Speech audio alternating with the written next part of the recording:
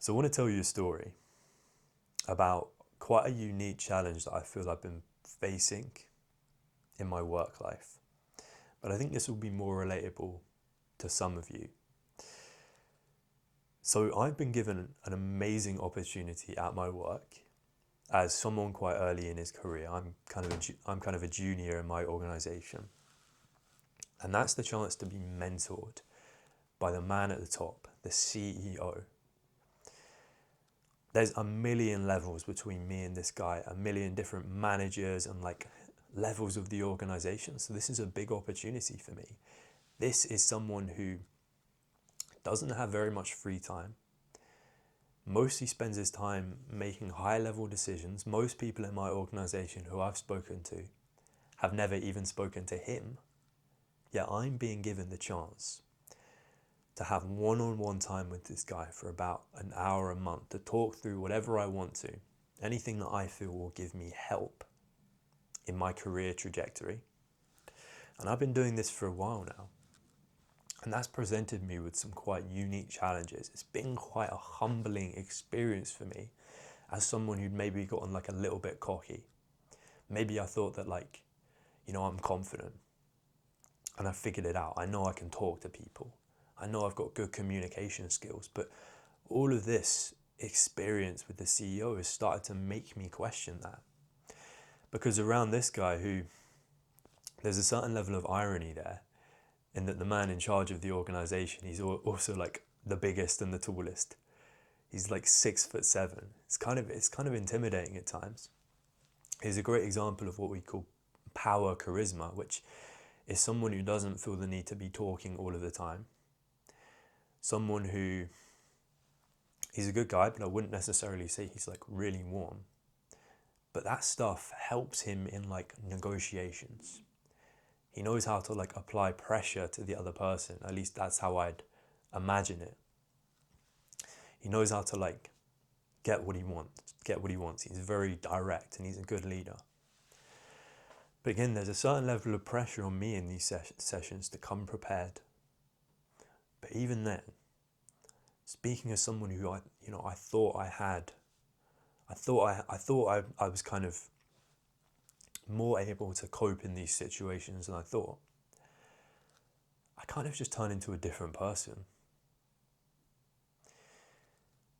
Something very specific I've noticed is that maybe around my friends or other people, I'm speaking in this tone of voice, the one you're hearing right now, but around this guy, or maybe around other people who I perhaps deem to be more important than me, my voice starts to become more squeaky and becomes higher in tone. And I'm feeling like that might be an internal reflection of the fact that I view him as better than me. And it's not me coming across as a bit arrogant, obviously he's more senior in the organization. In certain terms he is better than me, but on a person to person level, do I really believe I'm lesser than someone else? And I feel when I try and talk in these situations, I stutter, I come across as a bit uncertain. I'm not speaking with much confidence or conviction. And in turn, I'm kind of thinking, how is this coming across? Is this making me look like a bit of a child? If I was to be direct and ask for things, is this going to weaken my position or something? And it made me think there are other examples of when I do this. I'm quite an introverted guy. And there's times when, say I want to speak to someone and I've opened my mouth and I'm mid-sentence, and I start to realize that no one else is listening. Well, sorry, no one else is talking. Maybe everyone's listening to me. And as soon as I realize that, my voice just starts to get quieter and quieter, as if I'm kind of ashamed of what I'm saying, or I'm afraid to have other people hear me out. So I wanted to dig into the reasons why this is, because I've been thinking about this a lot recently. Because I feel someone who speaks with that authority and they have confidence in their words, they naturally come across as more likable, they're more persuasive. They've got that built-in charisma. I don't want to come across as someone who's kind of ashamed or my words and my dialogue is a reflection of like not feeling like adequate on the inside. So I wanted to dig into this a bit better and think about like some of the reasons why this might be going on and how we can address this.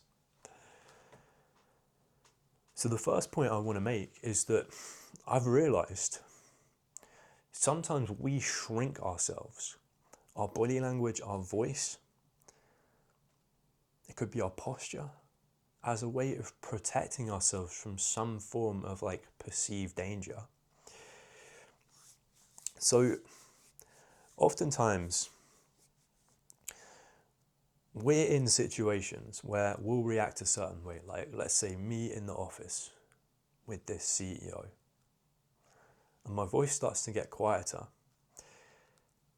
It's like I'm perceiving some kind of threat there.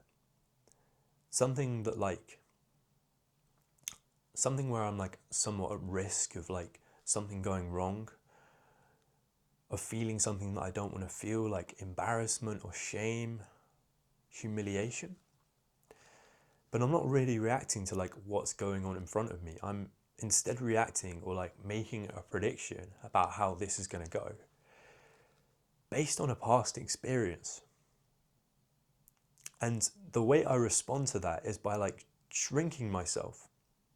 And this is often based on like past experiences. So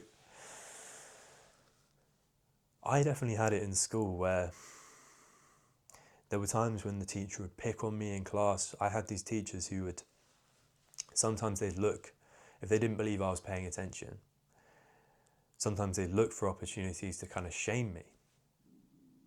A lot of teachers in the UK are like this, so maybe I wasn't paying attention. And suddenly they'd pick on me, they'd make me answer a question that they knew I wasn't going to know the answer to. I'd get it wrong or look a bit stupid. And then almost like bait the rest of my class into like laughing and kind of humiliating me. But would that experience then prompt me to be more switched on in class or paying more attention or contribute more, put myself out there more? It wouldn't, would it? If anything, I became more afraid of that type of thing happening to me. More afraid of like being visible, of putting myself out there, giving everyone else the chance to laugh at me. So as a response to that danger, I shrank myself. I became even more quiet. I wouldn't ever put my hand up. Would just try my best to go unnoticed. And that was a response to the danger. That's a way of protecting myself. And we kind of like store up these patterns from those times where we were made to feel like this great shame. And anything that starts to like even vaguely remind you of that situation, you start to respond in the same way. It's a little bit like if when you were a kid, you burned your hand on the stove. You're not going to do it again because it was a painful experience, but sometimes that pain was so great that even like looking in the direction of a stove, you start to feel like phantom pain. You almost like feel the sensation of that burn on your hand when it's not really there, because that pain was so strong that it's enough to completely change your course of action, to completely like move you in a different direction, to stop you from doing that. So I feel like maybe when my voice goes all shaky and I don't speak with authority and conviction around people I deem more important than me, I'm flashing back to these teachers, to these people who like brought pain on me. And my response to that pain is to shrink myself. It's to, you kind of have the fight, flight, freeze, or fawn. This would be a fawn. It's like fawning for a predator, like, don't hurt me. I'm not a threat to you. If I can convince you that I'm not a threat, then maybe you won't hurt me. So that's what I believe it comes down to. We shrink ourselves because it increases our chances of survival. Now, the second thing I want to say, now that we kind of have a better understanding of what might be causing this like fawn response, this shakiness, this lack of conviction in the things we say. The second point I want to talk about is it's not really about what you say, it's about how you say it. It's about how you feel about what you're saying. Sounds kind of confusing, but my first instinct when thinking about this problem, my voice going higher, was to almost like go in the other direction. I started looking up tips for like how I can make my voice deeper, how I can artificially lower the tone and pitch of my voice. So I could be speaking like this the whole video, when really that doesn't feel like supernatural to me. And it also doesn't address the root cause. Because the root cause of this is, sure, I could change the way my voice sounds, but it's not really about like the contents of what I'm saying or something like the physical properties of my voice. It's about how I feel about it. It's like whether do I believe what I'm saying has a certain level of importance to it? Do I believe the things I'm saying have value or worth?